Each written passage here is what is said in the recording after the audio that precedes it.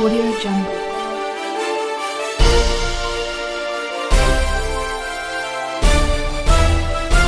Audio Jungle. नमस्कार दोस्तों, Vinayak coaching Palsana में आपका हार्दिक स्वागत है।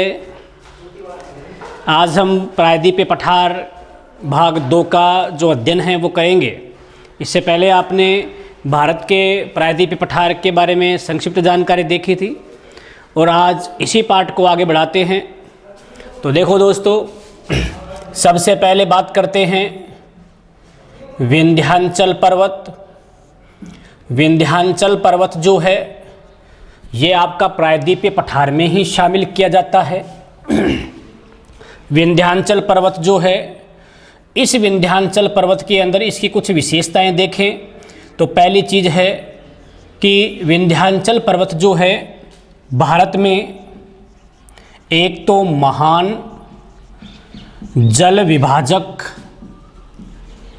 रेखा का कार्य जो है, ये कार्य आपका विंध्याचल पर्वत करता है। अर्थात हिमालय से आने वाली नदियाँ और जो प्रायद्वीपीय पठार की नदियाँ हैं, इन नदियों के बीच में जल का विभाजन जो है ये आपका विंध्याचल पर्वत करता है। विंध्याचल पर्वत जो है, इस पर्वत में जो बलुआ पत्थर है, याद रखना दोस्तों, विंध्याचल पर्वत में बलुआ पत्थर जो है वो प्राप्त किया जाता है। और ये पत्थर, जैसे राजस्थान की बात करते हैं, आपने पढ़ा है धौलपुर के अंदर बलुआ पत्थर निकलता है जिसे धौलपुरी पत्थर कहते हैं। करौली का पत्थर निकलता है बलुआ पत्थर। ये सभी करौली और धौलपुर के बलुआ पत्थर जो है ये आपके इसी विंध्याचल पर्वत के भाग माने जाते हैं। आपको याद रखना है कि विंध्याचल पर्वत की सबसे ऊंची चोटी की बात करते हैं तो याद रखना दोस्तों, गुमान पीक जो है ये इस विंध्याचल पर्वत की सबसे ऊंची चोटी मानी जाती है। इसके बाद में याद रखना भाई, विंध्याचल पर्वत का सबसे अधिक विस्तार जो है, सबसे अधिक विस्तार की बात करेंगे तो राज्य कौन सा आएगा आपका? मध्य प्रदेश। मध्य प्रदेश में इस पर्वत का सर्वाधिक जो विस्तार है वो मिलता है। विंध्याचल पर्वत जो है ये एक भ्रंश पर्वत की श्रेणी के अंदर शामिल किया जाता है दोस्तों। इसके बाद में याद रखना भाई, एक तो आपका विंध्याचल पर्वत, एक तो हो गया विंध्याचल पर्वत, एक हो गया आपका सतपुड़ा का जो पठार है। इन दोनों के बीच एक तो आपकी नर्मदा नदी और जो आपका सतपुड़ा का पठार है, और प्लस जो अजंता की पहाड़ियाँ हैं, इनके बीच में ताप्ती नदी जो है ये प्रवाहित होती है। दोनों की दोनों नदियाँ आपने पढ़ी होगी दोस्तों। भ्रंश घाटी जो है, इस भ्रंश घाटी में प्रवाहित होती है ताप्ती और नर्मदा नदी। यहाँ हमने देखा है इस विंध्याचल पर्वत जो है, इस पर्वत के बाद में आता है आपका सतपुड़ा का पठार। तो देखो दोस्तों, सतपुड़ा का पठार जो है दक्कन उच्च भूमि का क्षेत्र माना जाता है। सतपुड़ा के पठार का यदि विस्तार देखते हैं भारत के संदर्भ में तो देखो दोस्तों, ये जो आपका है विंध्याचल पर्वत और यहाँ से आता है सतपुड़ा का पठार और ये है अजंता की पहाड़ियाँ। तो अजंता की पहाड़ियाँ सतपुड़ा के बीच में तो बहती है कौन सी नदी? आपकी ताप्ती नदी, याद रखना दोस्तों। और विंध्याचल और सतपुड़ा के बीच में जो नदी बहती है वो है आपकी नर्मदा नदी। ठीक है दोस्तों। अब यहाँ आपने पढ़ा है भाई, नर्मदा नदी जो है, इस नदी का उद्गम कहाँ से होता है? तो आपको याद रखना है कि अमरकंटक का जो पठार है, इस पठार के उत्तरी भाग से जिस नदी का उद्गम होता है वो नदी कौन सी है? नर्मदा नदी। लगभग 1312 किलोमीटर की लंबाई, अरब सागर में गिरने वाली भारत की सबसे लंबी नदी जो है वो आपकी कौन सी है? नर्मदा नदी, जो एक भ्रंश घाटी में प्रवाहित होते हुए जवनद मुख का निर्माण करते हुए खंबात की खाड़ी में गिरती है। और यदि बात करते हैं ताप्ती नदी की तो देखो दोस्तों, ताप्ती नदी कहाँ से निकलती है? मध्य प्रदेश का बैतूल जिला, और मध्य प्रदेश का जो बैतूल जिला है इस बैतूल जिले के अंदर मुल्ताई की जो पहाड़ियाँ हैं, इस मुल्ताई की पहाड़ियों से आपकी ताप्ती नदी का उद्गम होता है और यह नदी भी सतपुड़ा और अजंता की पहाड़ियों के मध्य भ्रंश घाटी में प्रवाहित होते हुए एंड में आपका खंबात की खाड़ी का क्षेत्र है, इस खाड़ी में गिरती है। अब यहाँ से बात करते हैं, यदि सतपुड़ा का जो पठार है, इस सतपुड़ा के पठार का विस्तार देखते हैं तो दोस्तों याद रखना, विस्तार में एक तो इसका विस्तार मिलता है महाराष्ट्र राज्य में, एक इसका विस्तार मिलता है मध्य प्रदेश राज्य में और एक विस्तार मिलता है इसका छत्तीसगढ़ राज्य के अंदर। 3 राज्यों के अंदर इस सतपुड़ा के पठार का विस्तार जो है वो मिलता है। इसके बाद में आपने पढ़ा होगा सर्वाधिक विस्तार की बात करेंगे तो याद रखना दोस्तों, मध्य प्रदेश में सतपुड़ा के पठार का सर्वाधिक जो विस्तार है ये मिलता है। यदि विभाजन की बात करते हैं इस पहाड़ की, तो जैसे मान लो ये आपका सतपुड़ा का पठार है पहली बात तो इसका विस्तार देख लेते हैं, कहाँ से कहाँ तक इसका विस्तार मिलता है। तो पश्चिम में याद रखना दोस्तों, राजपीपला, पश्चिम में राजपीपला की पहाड़ियों से प्रारंभ होकर पूर्व की बात करेंगे तो राजमहल की जो पहाड़ियां हैं, इन पहाड़ियों तक जो आपका ये सतपुड़ा का पठार है, इस पठार का विस्तार मिलता है। सतपुड़ा का पठार भी क्या माना जाता है, एक भ्रंश पर्वत जो है, पठार जो है ये भ्रंश पर्वत ही माना जाता है सतपुड़ा का पठार। इसके बाद में याद रखना, यदि विभाजन की बात करते हैं तो 3 क्षेत्रों में इसका विभाजन करते हैं। इसका पश्चिमी भाग क्या कहलाता है, महादेव की पहाड़ी, मध्य भाग क्या कहलाता है, मेकाल की पहाड़ी, और ये पूर्वी भाग क्या कहलाता है, अमरकंटक। याद रखना दोस्तों, ये इस सतपुड़ा के पठार के विभाग हो गए। अब आपको याद रखना है भाई, सतपुड़ा का जो पठार है, इस पठार की सबसे ऊंची चोटी की बात करते हैं तो सबसे ऊंची चोटी जो है वो कौन सी है, तो याद रखना दोस्तों, धूपगढ़। धूपगढ़ जो है 1350 मीटर की ऊंचाई है और सतपुड़ा के पठार की ये सबसे ऊंची चोटी है। यहाँ ये भी याद रखना भाई, हिमालय पर्वत जो है, इस हिमालय पर्वत और दक्षिणी भारत में जो अनाई मुंडी है, इन दोनों के बीच में पठारी क्षेत्र में सबसे ऊंची चोटी की बात करेंगे तो सबसे ऊंची चोटी कौन सी हो जाएगी, धूपगढ़ हो जाएगी। याद रखना ये। इसके बाद में देखते हैं कि धूपगढ़ के बाद में सतपुड़ा के पठार की दूसरी सबसे ऊंची चोटी दोस्तों कौन सी है, तो आपको याद रखना है अमरकंटक। अमरकंटक जो है यह सतपुड़ा के पठार की दूसरी ऊंची चोटी है, 1055 मीटर की ऊंचाई है और यह सतपुड़ा के पठार की दूसरी ऊंची चोटी है। उधर सतपुड़ा के दक्षिण में चलेंगे तो अजंता की पहाड़ियां हैं। अजंता की पहाड़ियां जो है, यहाँ पर अजंता की प्रसिद्ध गुफाएं बनी हुई है, जिनके अंदर गुप्त काल की जो जानकारी है, भित्ति चित्रों के माध्यम से गुप्त काल की जानकारी जो है वो इसमें मिलती है। अब यहाँ से आगे चलते हैं। देखो आपने पढ़ा है भाई, सतपुड़ा का पठार जो है, इस पठार के बाद में दक्कन का पठार आएगा। तो देखो, विंध्याचल पर्वत भ्रंश पर्वत माना है, भारत में जल विभाजक का काम करता है, बलुआ पत्थर निकलता है, जैसे धौलपुरी है, करौली है के बलुआ पत्थर है। सबसे ऊंची चोटी की बात करेंगे तो गुमान पीक है। सबसे अधिक विस्तार की बात करेंगे तो मध्य प्रदेश में मिलता है। विंध्याचल सतपुड़ा के बीच में नर्मदा बहती है और सतपुड़ा अजंता के बीच में ताप्ती बहती है, दोनों भ्रंश घाटियों के अंदर प्रवाहित होती है। इसके बाद में आपने पढ़ा है सतपुड़ा का पठार। तो सतपुड़ा का पठार जो है, ये पठार भी एक भ्रंश पर्वत माना जाता है, जिसका अपन क्षेत्र देखते हैं तो इसका विस्तार जो है वो मिलता है महाराष्ट्र, मध्य प्रदेश, छत्तीसगढ़ में, जिसमें सर्वाधिक विस्तार मिलता है मध्य प्रदेश के अंदर।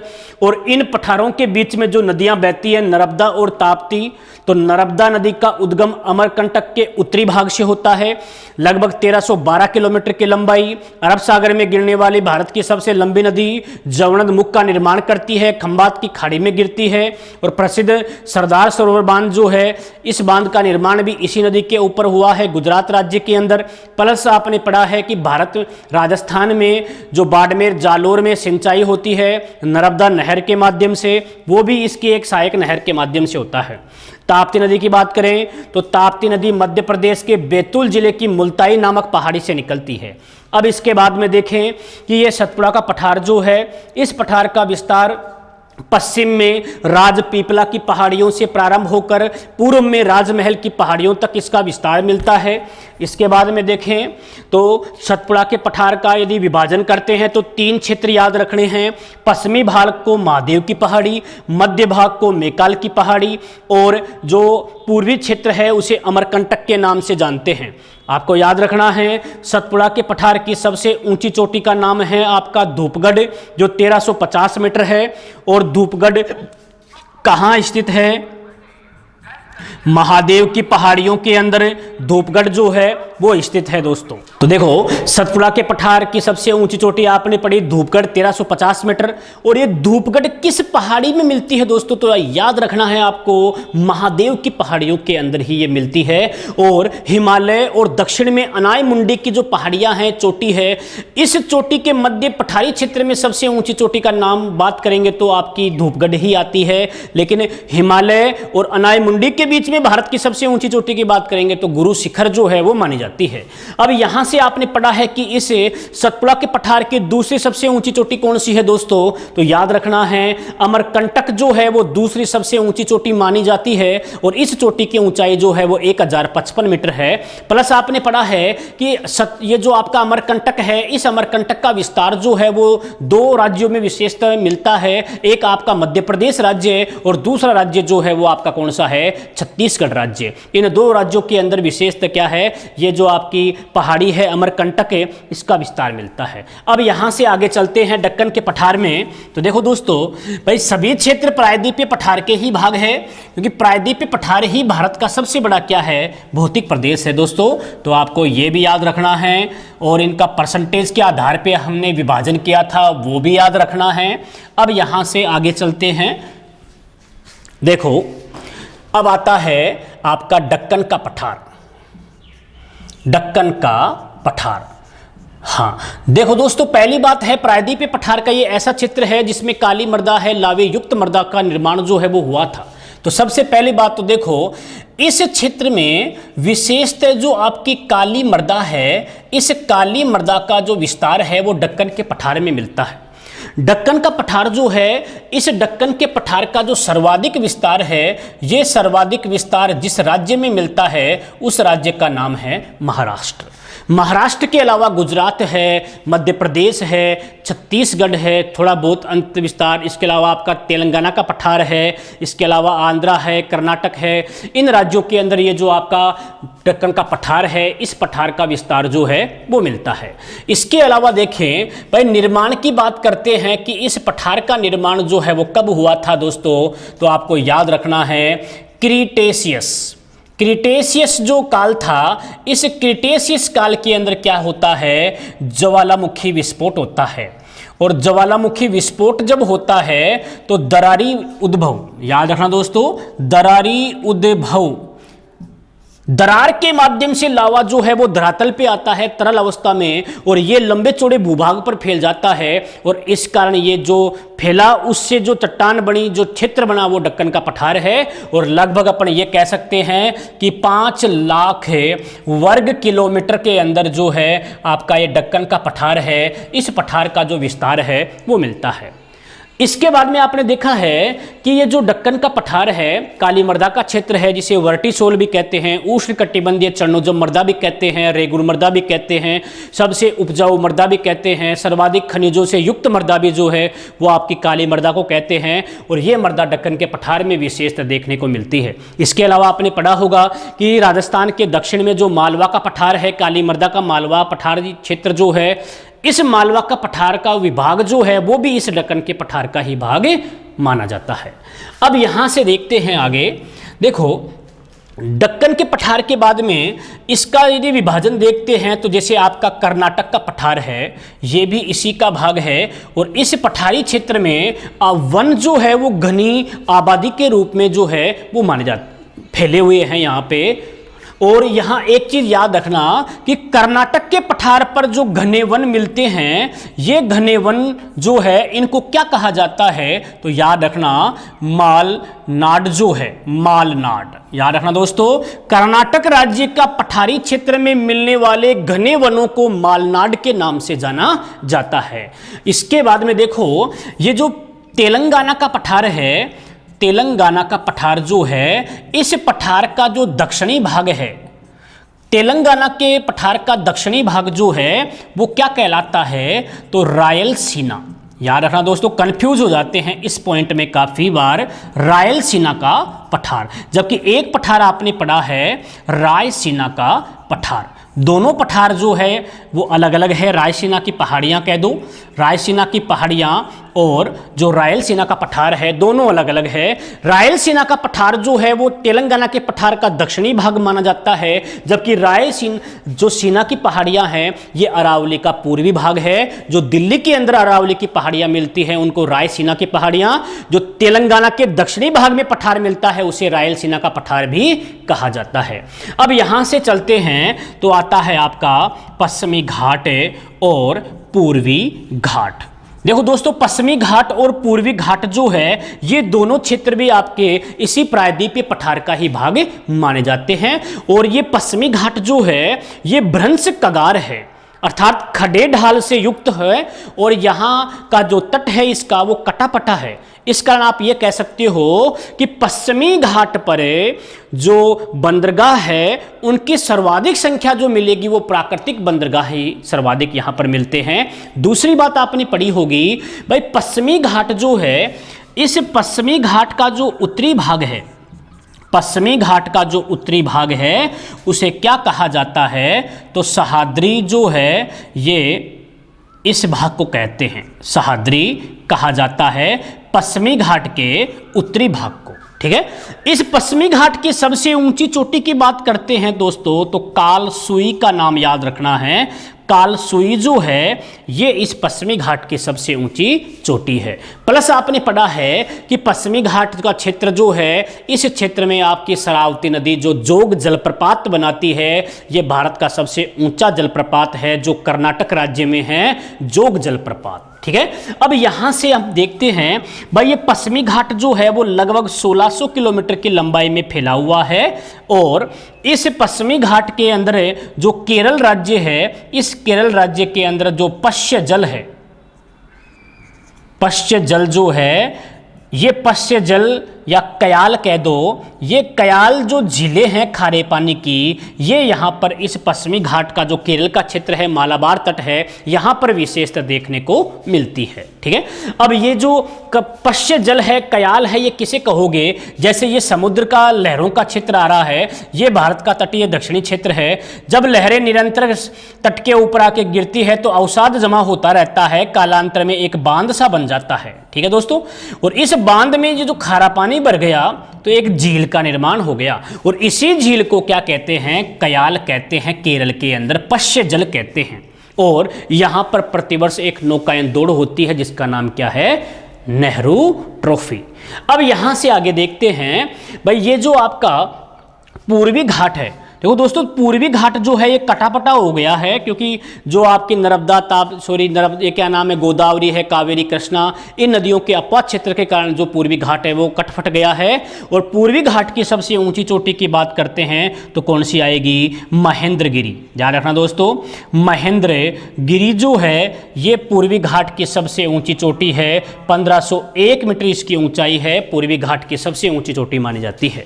इसके बाद में आपने पढ़ा है भाई, ये जो पूर्वी और पश्चिमी घाट है, अब यहां आपने पढ़ा है कि दक्षिणी भारत के अंदर एक तो आपका महाराष्ट्र राज्य, देखो दोस्तों यहां देखते हैं कि ये जो महाराष्ट्र राज्य है, इस महाराष्ट्र राज्य में कुछ दर्रे मिलते हैं जिनको घाट कहते हैं, महाराष्ट्र।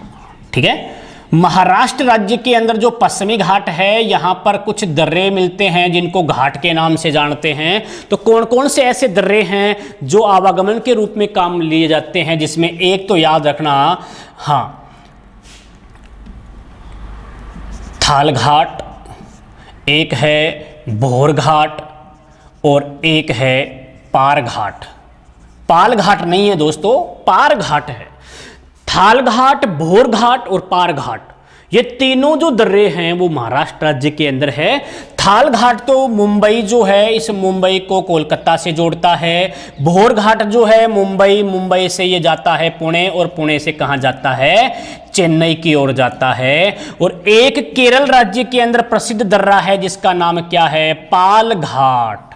याद रखना दोस्तों, पाल घाट जो है वो केरल में आता है, और केरल को किससे जोड़ता है, तमिलनाडु अर्थात चेन्नई से जोड़ने का जो कार्य है वो पाल घाट करता है जो केरल में है। जबकि थाल घाट, भोर घाट और पार घाट जो है वो महाराष्ट्र राज्य के अंदर है, जो पूर्वी क्षेत्र को आपस में जोड़ते हैं।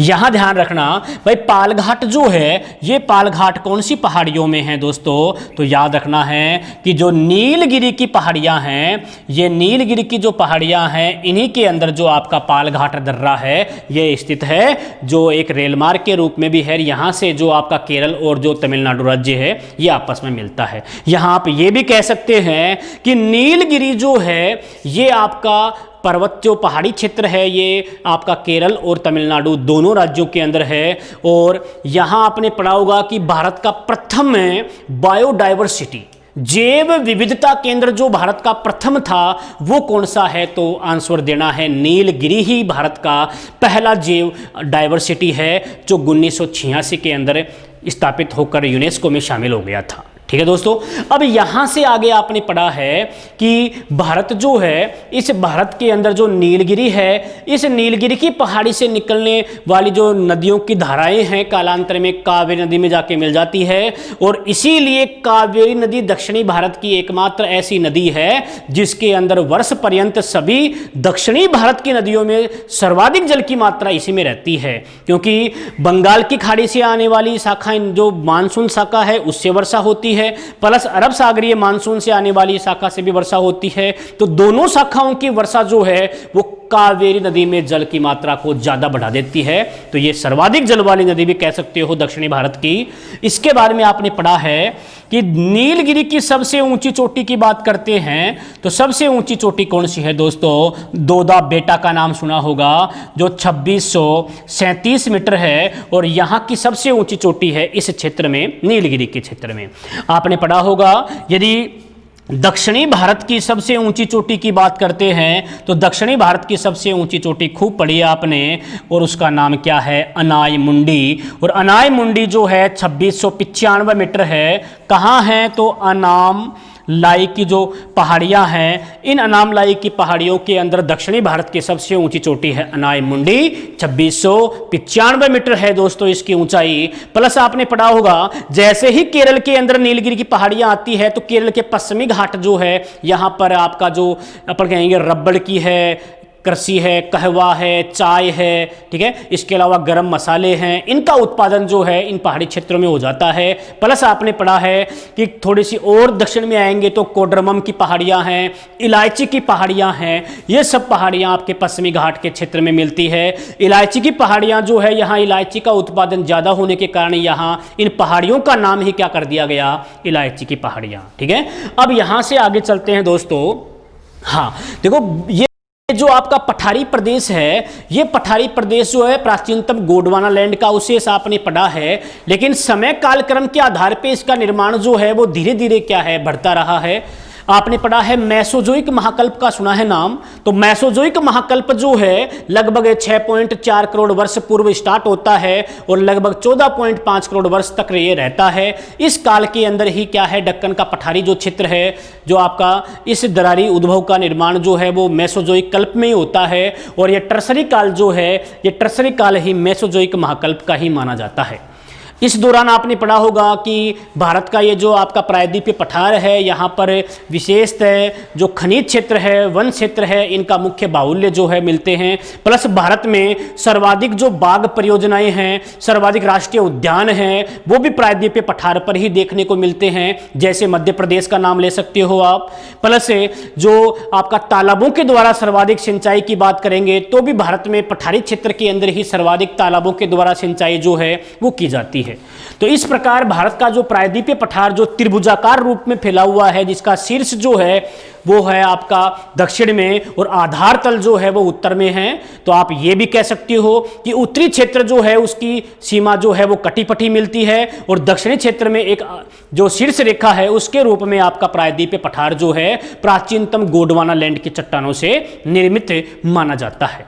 इसके बारे में अपन बात करते हैं भाई, प्रायद्वीपीय पठार जो है, देखो प्लेट टेक्टोनिक सिद्धांत के आधार पे हम देखते हैं तो ये जो आपका यूरोप है, अफ्रीका है, उत्तरी अमेरिका है, दक्षिणी अमेरिका है, ये सभी क्षेत्र आपस में जुड़े हुए थे और कालांतर में जिग्साफिट एक वो बोल सकते हो एक थ्योरी है जिसके माध्यम से क्या है, जब इनको मिलाएं तो ये इनके लगभग सीमाएं आपस में मिल सकती है। तो उन्हीं का भाग जो है आपका ये प्रायद्वीपीय पठार जो है वो माना जाता है। प्लस आपने यहाँ देखा है भाई, प्रायद्वीपीय पठार जो है, इस प्रायद्वीपीय पठार का जो क्षेत्र है ये अलग अलग भागों के अंदर डिवाइड होकर फैला हुआ है, जिसमें मैंने दो मुख्य भाग किए हैं। एक तो किया है आपका उत्तर की उच्च भूमि और एक किया है दक्षिण का क्षेत्र, जिसमें उत्तर की उच्च भूमि में आपने पढ़ा है हिमालय पर्वत, विंध्याचल का क्षेत्र, मालवा का पठार, बुंदेलखंड का पठार, बघेलखंड का पठार, छोटा नागपुर का पठार, इसके अलावा मेघालय का पठार जिसको शिलोंग का पठार कहते हैं। यदि दक्षिणी क्षेत्र की बात करते हैं तो विंध्याचल का जो सतपुड़ा का पठार हो गया, दक्कन का पठार हो गया, तेलंगाना का पठार हो गया, कर्नाटक का पठार हो गया, इसके अलावा पश्चिमी घाट हो गया, पूर्वी घाट हो गया, नीलगिरी एवं जो कोडरमा, इलायची, अनामलाई की पहाड़ियाँ जो है, ये सभी क्षेत्र जो है आपके प्रायद्वीपीय पठार में शामिल किए जाते हैं। तो दोस्तों, इस प्रायद्वीपीय पठार के बाद में ज्योग्राफी के अंदर नया चैप्टर स्टार्ट करेंगे और यहाँ एक विशेष बात ये भी सोचिए इस बार कि एक क्लास जो है वो जीके इसकी रहेगी और एक क्लास जो है वो करंट की रखेंगे, ताकि आपका करंट भी निरंतर चलता रहे और जो जीके है करंट जीके और ये जो आपका ज्योग्राफी का पार्ट है वो भी निरंतर चलता रहे और बीच बीच में एक आधे टॉपिक जो है वो अदर सब्जेक्ट के आते रहेंगे, ताकि आपको अलग से ज्ञान जो है वो भी मिलता रहे। तो अगली क्लास में फिर से देखेंगे दोस्तों। जय हिंद, जय भारत।